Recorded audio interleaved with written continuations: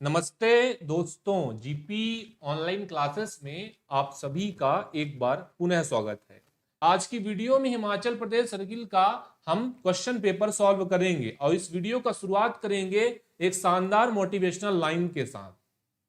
शानदार ये लाइन लिखा हुआ है कि उत्साह मोटिवेशन सुन के नहीं आता, उत्साह के लिए आपको ताकत पैदा करना पड़ेगा और ताकत दो चीज में है, एक शारीरिक है और दूसरा मानसिक है। इसी मोटिवेशनल लाइन के साथ पहला क्वेश्चन स्क्रीन पर आपके मैंने सेट कर दिया है। एफएसआई का मतलब पूछा है, आईटी मॉडर्नाइजेशन का क्वेश्चन है। एफएसआई का मतलब होता है फाइनेंशियल सर्विसेज सिस्टम इंटीग्रेटर। देखिए, अगर आपको सर्विसेज दिया है तो भी सही है, सिस्टम दिया है तो भी सही है, और दोनों दिया है तो भी सही है। ऑप्शन इसका ए जो है वो करेक्ट हो जाएगा। काफी लोगों ने जवाब करेक्ट दिया है, ए ऑप्शन इसका करेक्ट हो जाएगा। अगला क्वेश्चन हम पिक करते हैं, क्वेश्चन नंबर 2।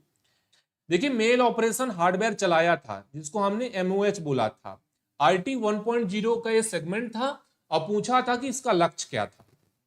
हमने क्या बताया था आपको, हमने आपको अच्छे तरीके से पढ़ाया था और एमओएच के बारे में बताया था कि इसका जो लक्ष्य था वो था कि जो भी डाकिये हैं उनको हैंडहेल्ड डिवाइस आपूर्ति करना, मेल कार्यालय को हार्डवेयर देना और इसके अलावा जो पोस्टमैन हैं उनको हैंडहेल्ड डिवाइस देना। क्वेश्चन को अच्छे से देखिएगा, उसके बाद उत्तर डालिएगा, ठीक है। देखिए, आरआईसीटी लाया गया था जीडीएस के लिए, तो 2 का जो है आपको उत्तर बताना है और करेक्ट जवाब जो है आपने कमेंट बॉक्स में डाला है, काफी लोगों का सही है। इसका उत्तर सी करेक्ट हो गया। अगले क्वेश्चन को चलते हैं। अगला क्वेश्चन 3 नंबर का है और 3 नंबर में आपसे क्या पूछा है, देखिए फटाफट से। 3 नंबर में आपसे पूछा है कि लागत केंद्र और लाभ केंद्र की अवधारणा है, मैकमिस से है, एनआई से है, या फिर बताइए कि सीएसआई से है, या इनमें से कोई नहीं। कौन सा उत्तर इसका करेक्ट होगा? महत्वपूर्ण सवाल है। लागत केंद्र मतलब होगा आपका कॉस्ट सेंटर, और इसके अलावा आपका एक है लाभ केंद्र जिसे हम बोलते हैं प्रॉफिट सेंटर, ठीक है। इसकी अवधारणा किससे है? पहला आपको दिया है मैकमिस से, दूसरा आपको दिया है एनआई, तीसरा दिया है सीएसआई, या फिर none of these. Option C correct होगा, ये सीएसआई से संबंधित होते हैं। महत्वपूर्ण ये क्वेश्चन था और अभी हमें क्वेश्चन मिला है, मतलब सभी सर्किल में नहीं मिला है, पहली बार मिला है। एक आध दो सर्किल में और देखने को मिला होगा, तो ध्यान रखिएगा 10 डिजिट का होता है, ठीक है। Profit centre, cost centre, fund centre, ये इंपॉर्टेंट था, इसको ध्यान रख लीजिएगा। और ये सीएसआई से संबंध रखते हैं, ये महत्वपूर्ण था परीक्षा के दृष्टिकोण से। अगर अगले क्वेश्चन की ओर चलूं तो पूछा है कि सीएसआई से कौन सा संबंधित है। कुछ आपको विकल्प दिए हैं और बताना है कि सीआईएस से, सीएसआई नहीं है, सीआईएस, करेक्शन कर लीजिएगा, मैंने सीएसआई बोल दिया था। पूछा है कि किससे संबंधित है, कौन सा। सीआईएस क्या होता है? कोर इंश्योरेंस सोल्यूशन होता है। किसके अंतर्गत आता है? एफएसआई के अंतर्गत आता है ना, एफएसआई के अंतर्गत आता है। देखिए, इस क्वेश्चन का मतलब समझिए। देखिए, 4 नंबर क्वेश्चन है, इसको समझिएगा कि सीआईएस जो है वो पीएलआई, ठीक है, पीएलआई। ऑप्शन सी करेक्ट हो गया, काफी लोगों का जवाब सही है। चलो, अगला एसटीआर का मतलब पूछा है। एसटीआर, एसटीआर का आपको फुल फॉर्म बताना है। इसका मतलब होता है सस्पिशियस ट्रांजैक्शन रिपोर्ट। एसटीआर का मतलब सी ऑप्शन करेक्ट हो गया।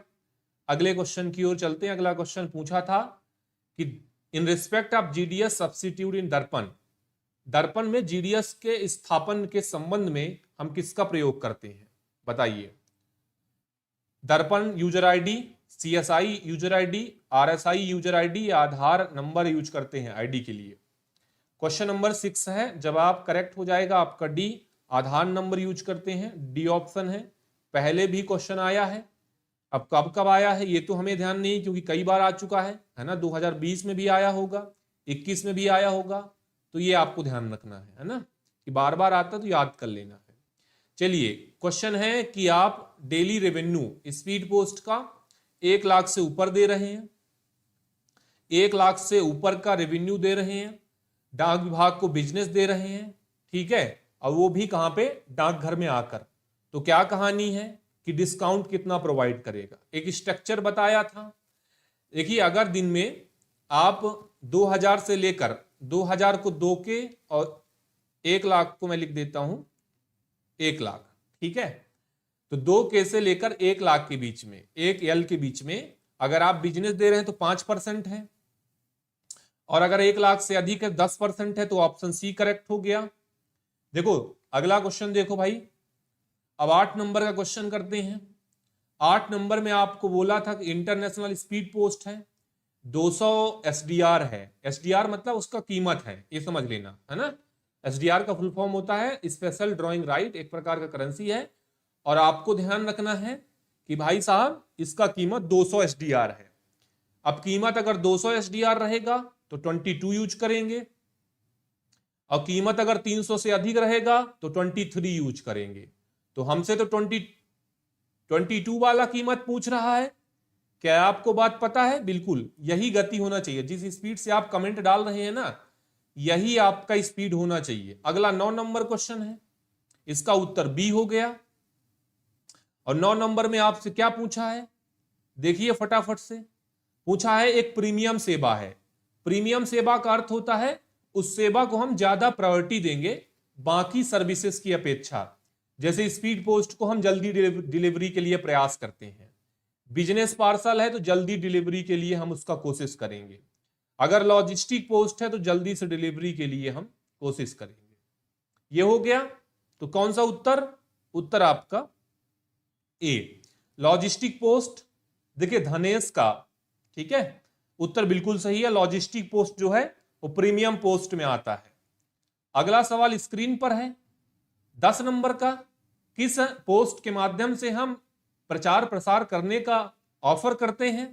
किसको करते हैं? भारतीय कॉरपोरेट को, सरकारी संगठन को।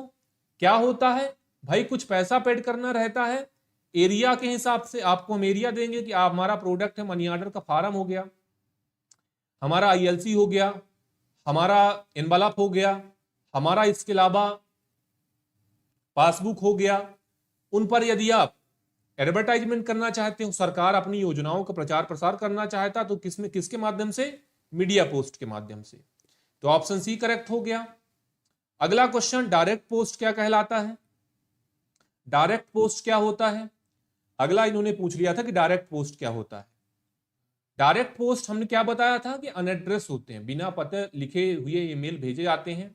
ऑप्शन 20 का करेक्ट था, unaddressed component of direct mail. क्या नियम होता है? 1000 क्वांटिटी मिनिमम होना चाहिए, साइज इसका A3 होना चाहिए। ये बात आपको पता होना चाहिए। बी ऑप्शन इसका करेक्ट हो जाएगा। चलिए, सभी लोगों का उत्तर सही है। अगला क्वेश्चन स्क्रीन पर है, 12 नंबर क्वेश्चन है, ध्यान दीजिए। पत्रिका और पुस्तक पैकेट है।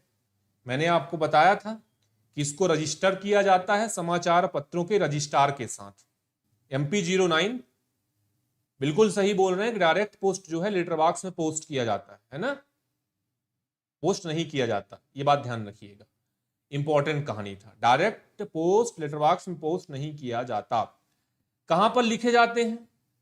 जो पत्रिकाएं होती हैं बुक पैकेट की, उनको समाचार पत्र के रजिस्ट्रार के यहां रजिस्टर किया जाता है। पहले रजिस्टर करते हैं तो उस पर हमें सुपरस्क्रिप्शन मेंशन करता है कि भारत में समाचार पत्र के साथ रजिस्टर्ड किया हुआ, ये लाइन लिखा जाता है। कहां पर लिखते हैं? तरह के पहले और आखिरी प्रश्न में ये चीजें लिखी जाती हैं। अगला क्वेश्चन है 13 नंबर का, how many communication a parcel can contain, कि एक पार्सल में कितना कम्युनिकेशन डाल सकते हैं? क्या नियम पता है? बिल्कुल पता है। हिमाचल प्रदेश का ये पेपर है, और हिमाचल प्रदेश अगर 4 सालों का अनुमान बताऊं, अनुभव बताऊं, तो 1 साल छोड़ दो तो बाकी हिमाचल प्रदेश के क्वेश्चन इतने सरल नहीं आते हैं। अगर किसी ईयर में 20, 21, 22 में आप देखोगे तो उस ईयर में तो क्वेश्चन का लेवल कहीं और था। ठीक है, तो आपको ध्यान रखना है कि थ्योरी मजबूत करना है। केवल एक संचार हो सकता है, पार्सल के बारे में डिटेल होगा, पार्सल से संबंधित वजन होगा, उसके अलावा पार्सल संबंधित नंबर होगा, और single communication to the addressee of parcel, उसके ऊपर डाला तो भैया लेटर का दुगना चार्ज डिलीवरी के समय देना पड़ेगा। 14 नंबर क्वेश्चन है, insurance not compulsory for sending which the following content and article, कि किस मामले में बीमा अनिवार्य नहीं है।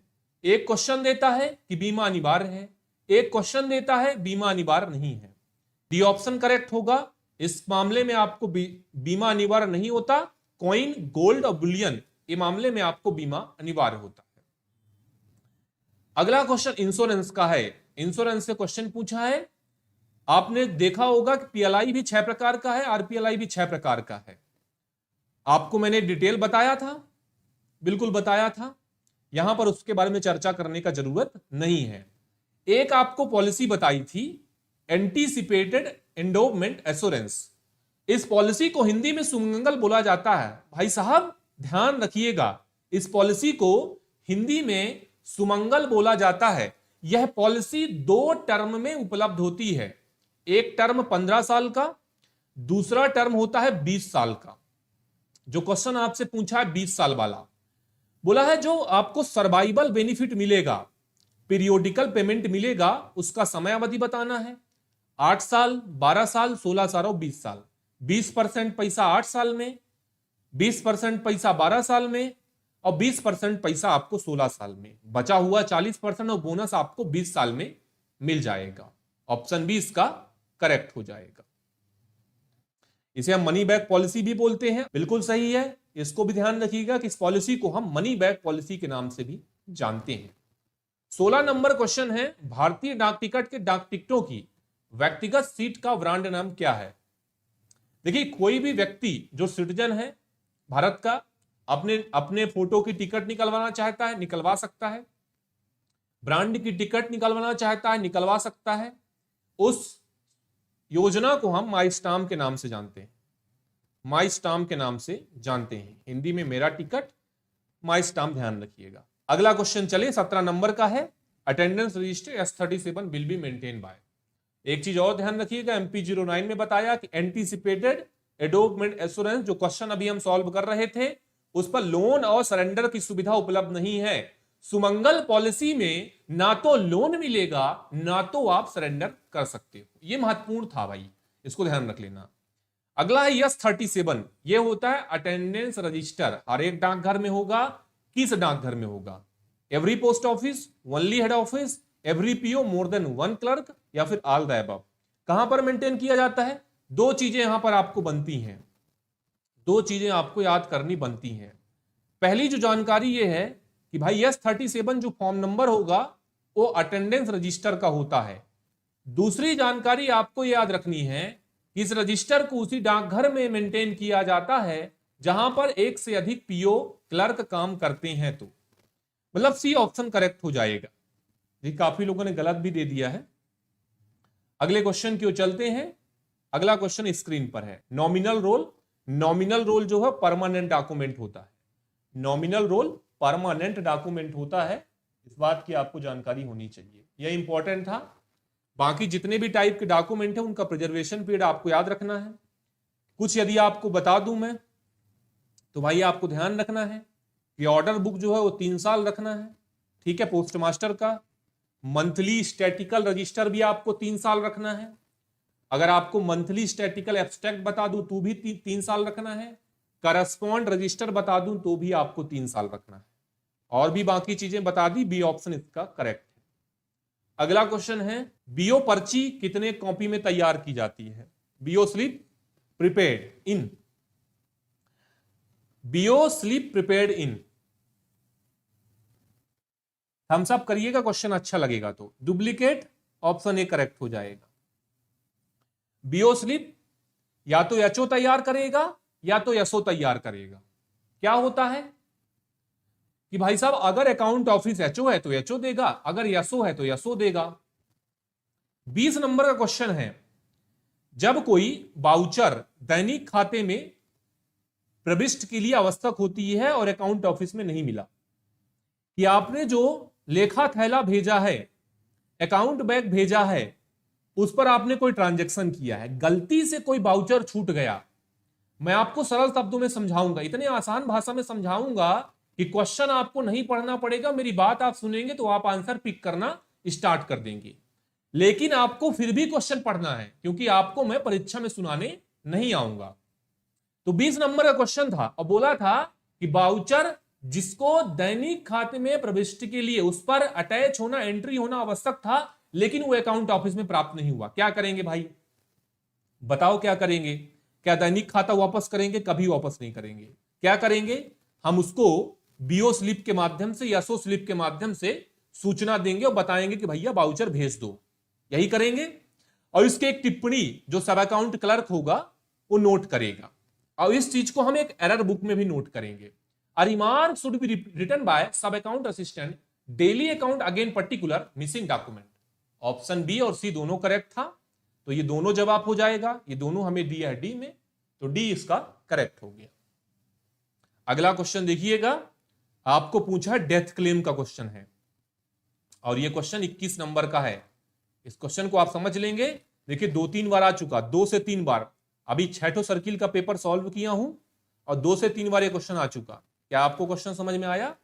हायर सिलेक्शन ग्रेड का कोई पोस्ट मास्टर है, HSG 2 का पोस्ट मास्टर है, उस एसबी बचत बैंक खाते में लीगल डॉक्यूमेंट उपलब्ध है, मतलब कस्टमर लीगल डॉक्यूमेंट दे रहा है, तो डेथ क्लेम पास करने का लिमिट क्या होगा? तो जब लीगल एविडेंस की बात करेगा, लीगल एविडेंस की बात करेगा, तो इसके लिए HSD 2 SPM के लिए कोई लिमिट नहीं है, याद कर लीजिएगा। सी ऑप्शन इसका करेक्ट हो जाएगा, ठीक है, सी ऑप्शन करेक्ट हो जाएगा। अगला क्वेश्चन स्क्रीन पर आ चुका है। अगला जो क्वेश्चन है वो बोला है ट्रांजिट अनुभाग के लिए एक फॉर्म नंबर होता है, बहुत कंफ्यूजन होता है, इसको याद कर लेना। ट्रांजिट सेक्शन भाई TS के लिए 42 और मेल ऑफिस मतलब यमओ के लिए 43, याद कर लेना, बहुत कंफ्यूजन होता है। यम 42 ट्रांजिट सेक्शन के लिए और 43 मेल ऑफिस के लिए क्या है? मेल सार तैयार करने का फॉर्म नंबर है, याद कर लेना, महत्वपूर्ण है, रिपीटेड है, बार बार पूछा जाता है। और ये क्वेश्चन पोस्टमैन के लिए भी इंपॉर्टेंट है, उसमें भी बार बार पूछा जाता है। क्या तैयार करते हैं? मेल सार तैयार करते हैं। मेल सार क्या है? बैग रिसीव किया, डिस्पैच किया, जो भी काम किए उसका एक समरी बनाएंगे, वो आपको 42 और 43 फॉर्म का उपयोग करना रहेगा।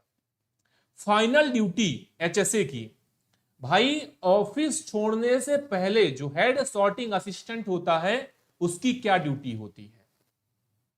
महत्वपूर्ण क्वेश्चन है, ध्यान से इस क्वेश्चन को समझिएगा, इंपॉर्टेंट क्वेश्चन है, ध्यान से इस क्वेश्चन को समझिएगा और बताइएगा कि फाइनल ड्यूटी क्या होती है किसी हेड सॉर्टिंग असिस्टेंट की।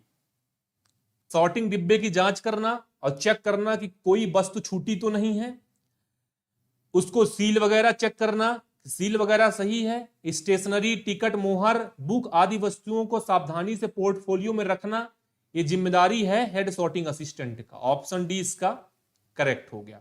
हेड सॉर्टिंग असिस्टेंट जिम्मेदारी होता है, उसकी बहुत सारी रिस्पॉन्सिबिलिटी होती है। मैंने शॉर्ट वीडियो बनाकर दिया है, उसका जरूर से जाके वीडियो को कवर करिएगा। नेक्स्ट क्वेश्चन स्क्रीन पर ला रहा हूं, 24 है, इंपॉर्टेंट है। बोला है कि किसी सेट या सेक्शन मेल ऑफिस के हेड सॉर्टिंग असिस्टेंट जिसे कि रिकॉर्ड ऑफिस में उपस्थिति से छूट दिया गया है, सेट के work paper co dot dot में रिकॉर्ड ऑफिस को भेजेगा। किसमें भेजेगा? एक बंद बैग जिसमें मेल सूची है, केवल ब्लू बैग में भेजेगा जिसमें मेल सूची है, लकड़ी के बॉक्स में भेजेगा या मंथली बेसिस पर भेजेगा? कौन सा उत्तर 24 का करेक्ट होगा? याद रखिएगा कि भाई इसे एक बंद बैग में भेजेगा, उस पर मेल सूची जो है होनी चाहिए, ठीक है। नेक्स्ट क्वेश्चन की ओर चलते, 25 नंबर क्वेश्चन है। 25 नंबर क्वेश्चन है, how much test credit and debit, how much test credit and debit each bill shall be check another citizen experience official office of account, कि प्रत्येक बिल में credit और debit की कितनी परीक्षण लेखा कार्यालय में वरिष्ठ अनुभवी अधिकारी द्वारा की जाएगी। 5% जांच करेगा, 10% करेगा, 20%, 25%। विदेशी मेल के संबंध में क्वेश्चन पूछा है, क्रेडिट और डेबिट में कितने परसेंट का जांच करेगा, और फॉरेन मेल के संबंध में आपसे क्वेश्चन पूछा जा रहा है। ठीक है, कहां पर? अकाउंट ऑफिस में 20% का जांच करेगा। क्वेश्चन कई बार रिपीट हुआ है। चलिए अगला है 26 नंबर का, और 26 नंबर क्वेश्चन बड़ा है, थोड़ा ध्यान समझिएगा इस क्वेश्चन को, टाइम दीजिएगा, है ना, जल्दबाजी नहीं करिएगा। क्या बोल रहा है कि यदि विदेशी देश में प्राप्त बिना बीमा मूल्य की कोई वस्तु स्पष्ट रूप से शामिल होने की घोषणा होती है कि उस पर बीमा अनिवार्य था, तो इस प्रकार के आर्टिकल तो किस तरीके से डील करेंगे? भाई ये कंफर्म है कि इस पर आपको बीमा करना था और ये अनइंश्योर्ड आपने भेज दिया, अनइंश्योर्ड आपने भेज दिया, क्या कंडीशन इस पर अप्लाई होंगे?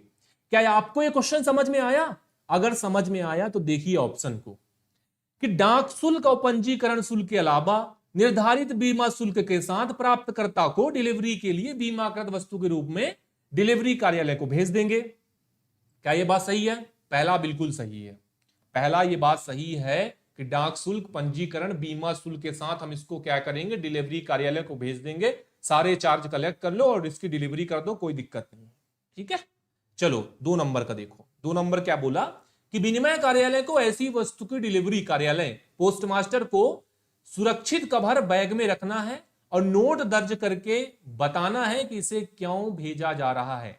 विनिमय कार्यालय क्या करेगा? इसे फॉरवर्ड करेगा ना, उसको एक कवर में रखेगा, एड्रेस करेगा और नोट लिखेगा क्यों भेजा जा रहा है। यही बात हमें बताया। क्या दोनों बातें आपको सही लग रही हैं? The office of exchange should place such an article protecting cover और bag address to the postmaster office of delivery having note recorded on explaining why the article being so sent. बिल्कुल भाई, दोनों कहानी सही है। एक तो अनइंश्योर्ड था तो भेजा क्यों, ये हमको नोट बताना है, और जब भेज दिया तो उस पर डाक शुल्क, पंजीकरण शुल्क और बीमा शुल्क कलेक्ट करके उसको डिलीवरी कर देनी है। तो दोनों बातें सत्य हैं। 27 नंबर का क्वेश्चन है, बोला है डाक टिकट को मिसयूज करना किसके तहत अपराध माना जाता है? अब ये क्वेश्चन तो रिपीटेड हो गया, ये आपसे बन जाएगा ना, कल भी आया था, बन जाएगा, निश्चित तौर पर बन जाएगा। तो ध्यान रखिएगा कि भाई साहब, भारतीय दंड संहिता के तहत किसी भी टिकट का निर्माण या उसका दुरुपयोग करना अपराध की कैटेगरी में आता है। पहले स्टाम्प जो उपयोग हो चुका है उसका दोबारा उपयोग करना अपराध की कैटेगरी में आता है। सी ऑप्शन करेक्ट होगा। 28 नंबर सरल है, प्रत्येक पैकेट में 2 डाकघरों का तारीख मोहर होगा। 200 बार क्वेश्चन कर चुके हैं, है ना जी। चलिए भाई साहब, अगला क्वेश्चन है, जो इंडियन नेवी ऑफिसर की डाक होती है, इंडियन नेवी सर्विसेज की डाक होती है, उनको हम कैसे डील करते हैं? क्या बताया था कि वायुसेना और थल सेना की डाक 56 एपीओ, 99 एपीओ और जल सेना की डाक फ्लीट मेल ऑफिस मुंबई के द्वारा भेजी जाती है। ठीक है, अगला क्वेश्चन देखिए, 30 नंबर का क्वेश्चन है। बताइए कितने किलोग्राम से अधिक वजन का पार्सल डाकघर की खिड़की पर ही वितरित किया जाता है? कितने किलोग्राम? 10 किलोग्राम। 10 तक क्या करेगा? पोस्टमैन पताधारक के घर पर पहुंचाएगा। B option. अगला है नेक्स्ट क्वेश्चन, इंपॉर्टेंट 31 है। नेक्स्ट 31 नंबर क्वेश्चन महत्वपूर्ण क्वेश्चन। देखिए क्या बोला है कि कोई व्यक्ति है जो डिलीवरी लेने के बाद उस पर चार्ज देने से इंकार कर देता है। मैंने आसान भाषा में क्वेश्चन समझाया कि कोई व्यक्ति है, डिलीवरी लिया, उस पर कोई चार्ज बचा है, चार्ज हो सकता है डाक शुल्क, सीमा शुल्क या अन्य चार्ज हो सकता है, बोलता है मैं पैसा नहीं दूंगा। क्या करेंगे भाई, क्या करेंगे बताइए? डाकघर अधिनियम के तहत जुर्माना लगाएंगे? बिल्कुल लगाएंगे।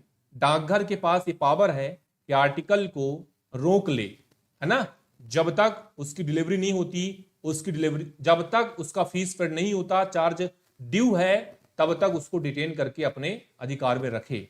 Post office has further power of withholding from him any article address to him until such charge be paid or recover. Option c इसका करेक्ट हो जाएगा। दोनों पोस्ट ऑफिस के पास पावर है। अगला क्वेश्चन 32 नंबर का है।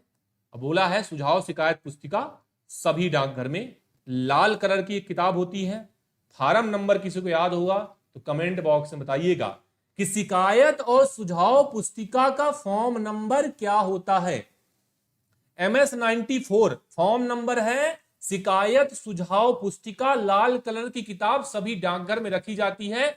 आपके डाकघर में नहीं होगी तो भाई आपको रखना तो है, लेकिन आप नहीं रख रहे हो तो गलती कर रहे हो कहीं ना कहीं। ठीक है, चलो अगला देखो। बताओ कि द्वितीय श्रेणी की मेल कौन सी है। उसमें होता क्या है, कस्टमर जो है सुझाव देगा और शिकायत भी दर्ज करेगा, और शिकायत का निपटान भी डाकघर को फिर करना पड़ेगा, है ना। अभी इंडिया का पॉपुलेशन जो है थोड़ा उतना पढ़ा लिखा नहीं है। जिस दिन पढ़ा लिखा हो जाएगा उस दिन आपको ये किताब अपने डाकघर में रखना पड़ेगा। इस चीज को नोट करिएगा, ठीक है। अभी बहुत सारा पॉपुलेशन जो है इलिटरेट है, इस वजह से ये पुस्तक आप नहीं रख रहे हैं। जिस दिन हो जाएगा उस दिन आपको मेंटेन करना पड़ेगा। चलिए, पहला है आपका पुस्तक पैकेट, दूसरा है RNP, तीसरा है नमूना, अगला है BLP। ये सभी जो है वो द्वितीय श्रेणी में आती है, डी ऑप्शन। ठीक है, मैं सही बोल रहा हूं, थम्स अप करिएगा। अगला जो आपका क्वेश्चन है 34 नंबर का। 34 नंबर का, article address to deceased person ordinary deal with same manner. क्या कहानी है? अरे समझिएगा कि मृत व्यक्ति को संबोधित कोई आर्टिकल उसी प्रकार से निपटाया जाएगा जैसे फॉरेन आर्टिकल निपटाते हैं, जैसे इंश्योर्ड आर्टिकल निपटाते हैं, जैसे रिफ्यूज आर्टिकल निपटाते हैं, जैसे अनक्लेम आर्टिकल निपटाते हैं। कैसे कि कोई आर्टिकल जो मृत व्यक्ति को संबोधित होता है उसी प्रकार उस पर कार्यवाही की जाती है जैसे लावारिस आर्टिकल पर की जाती है। और जो मृत व्यक्ति वाला आर्टिकल होता है ना, वो पोस्टमास्टर के विवेक के ऊपर निर्भर करता है। किसके ऊपर? पोस्टमास्टर के विवेक के ऊपर निर्भर करेगा कि आर्टिकल की डिलीवरी कैसे करनी है। इंपॉर्टेंट है, इसको ध्यान रख लीजिएगा, ठीक है। अगर 35 नंबर क्वेश्चन है आप इसको करिएगा। अंध साहित्य का आपको वजन पूछा है, ठीक है, वजन पूछा है और 7 kg हो जाएगा। और अंध साहित्य में जो नियम बताया, क्योंकि परंपरागत लिखावट में कोई भी चीजें, परंपरागत लिखावट में कोई भी चीजें अंध साहित्य में नहीं भेजी जाएंगी, तो यह बात आपको पता होगा कि अगर आपने उस लिखावट का भेज दिया तो वो फिर उस पर जो चार्ज लगेगा वो पत्र या पार्सल में से जो कम होगा वो चार्ज वसूल किया जाएगा। ऑप्शन डी इसका करेक्ट है। अगला क्वेश्चन 36 का है। पोस्ट बॉक्स और पोस्ट बैग के माध्यम से कौन से आर्टिकल भेजे जाते हैं? देखिएगा कि पूरी तरीके से प्रीपेड अपंजीकृत आर्टिकल ही पोस्ट बॉक्स और पोस्ट बैग के माध्यम से भेजे जाते हैं। ऑप्शन ए करेक्ट हो जाएगा। और पोस्ट बॉक्स की सुविधा कहां होगी ये हमें डिटरमाइन करेंगे HOC, मतलब हमें चीफ पोस्ट मास्टर बताएंगे कि पोस्ट बॉक्स हमें कहां पर लगाना है। और यह सुविधा चुनिंदा डाकघरों में होती है, लेकिन इसी का अपोजिट में पोस्ट बैग का बात करेंगे तो पोस्ट बैग की सुविधा सभी वितरण डाकघर में उपलब्ध होती है, सभी डिलीवरी पोस्ट ऑफिस में। इसका ये हो गया। अगला क्वेश्चन, भारत जो है Asian Pacific postal union, Appu, Asian Pacific postal union, इसे हम कभी कभी एशियन ओसेनिक पोस्टल यूनियन भी बोलते हैं, भारत 1973 में ज्वाइन किया था। चलिए अगला क्वेश्चन देखिएगा भाई साहब, अगला क्वेश्चन स्क्रीन पर है। अगला क्वेश्चन 38 नंबर का, जो डाक सशस्त्र बलों के कर्मचारियों को होती हैं उनको हम किस प्रकार से डील करते हैं? Correspondence for personal Indian arm force serving outside India address to Indian army PO। कैसे डील करेंगे? हवाई वस्तु के रूप में प्रीपेड करेंगे, सरफेस एयर लिफ्टेड के रूप में प्रीपेड करेंगे, अंतरदेशीय डाक के रूप में प्रीपेड करेंगे और अंतरदेशीय डाक के रूप में चार्ज करेंगे। देखिए, अगर कोई आर्टिकल संबोधित है सेना को या सशस्त्र बलों को तो आपको ध्यान रखना है कि उस पर चार्ज इनलैंड रेट लगेगा और आर्टिकल इनलैंड की भांति ही ट्रीट किया जाएगा। ऑप्शन सी करेक्ट है। इंपॉर्टेंट क्वेश्चन था।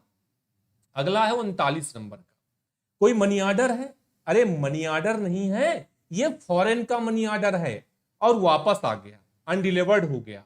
भुगतान ना करने योग्य करके उन्होंने वापस कर दिया। क्या करेंगे? क्या आपको पता है कौन सा फीस या कौन सा ऑप्शन उससे संबंधित करेक्ट होगा? तो कौन सा उत्तर बताया है कि प्रेषक को मूल रूप से जो पैसा था वो वापस कर देंगे कमीशन के बिना भारतीय मुद्रा में। ये तो हमको लग रहा है ना, क्योंकि वापस आया तो पैसा तो वापस करना पड़ेगा। मनी ऑर्डर कभी वापस नहीं, मनी ऑर्डर का कमीशन कभी वापस नहीं किया जाता है, ये आप दिमाग में नोट करिएगा। केवल जो मूल राशि होती है उसको वापस किया जाता है। ऑप्शन इसका करेक्ट था। बाकी ऑप्शन नहीं पढ़ेंगे, काफी लोगों ने गलत दिया है। जिसने गलत दिया है उसको सही करना है। सीमा शुल्क नियंत्रण मुख्य रूप से कहां किया जाता है? पॉइंट ऑफ एंट्री, ये क्वेश्चन अभी पूछा गया था पिछला सर्किल में। Point of exit, foreign post office, all of the above. इसका डी है, इन सभी जगहों में सीमा शुल्क नियंत्रण किया जाता है। अगला है 41 नंबर का। अब बोला है कि article liable to export duty are detain at outward office of exchange, the sender inform regarding payment of duty.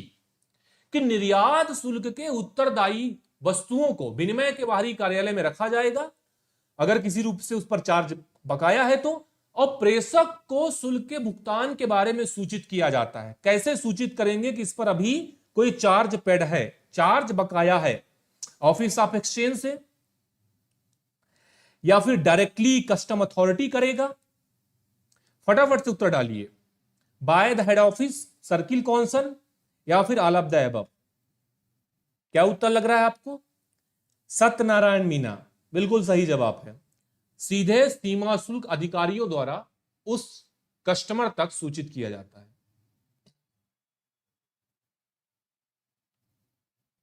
Option 20 का करेक्ट हो गया। अगला क्वेश्चन है 42 नंबर का।